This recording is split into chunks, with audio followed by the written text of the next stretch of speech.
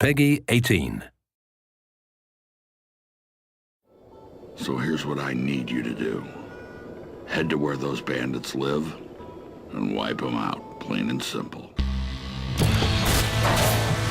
John Carmack still brings the same genius to the video game world that he brought when he started back working on Wolfenstein 3D, which is trying to do something new and revolutionary with every generation of technology that he creates. We invented the genre. We like to think we perfected it. We strive hard to make that experience. It's what we like to play as players. We can make a first-person shooter and we can have gunplay, and we've done that before. But again, we're pushing the boundaries. We want to add something unique that we haven't done before.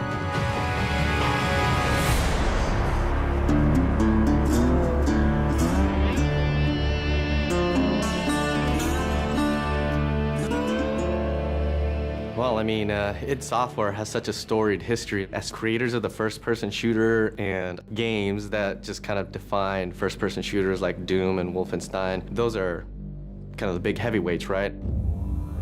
So I was one of the founders of id Software now over 20 years ago, and I've been behind a lot of the advances in 3D graphics and rendering technology that have been some of the centerpieces of our games throughout the years.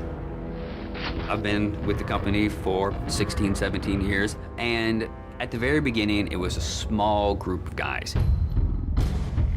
We have the walls lined up with articles that we've been featured in over the years, and Wolfenstein is the game that created the first-person shooter genre.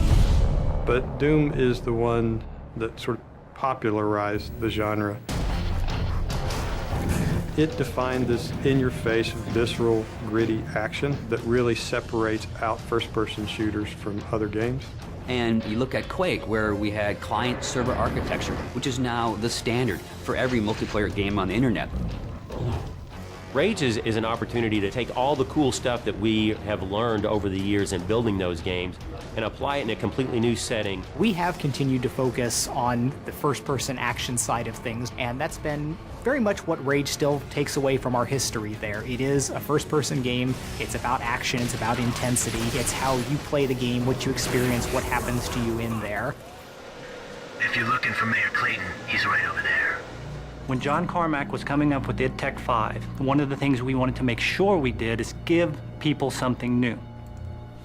This is the first game that is going to use and fully explore the capabilities of John Carmack's id Tech 5.